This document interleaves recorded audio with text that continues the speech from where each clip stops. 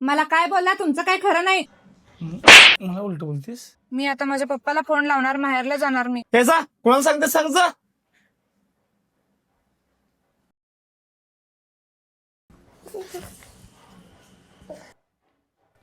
पप्पा माझा नवरा मला लई मारा लागलाय.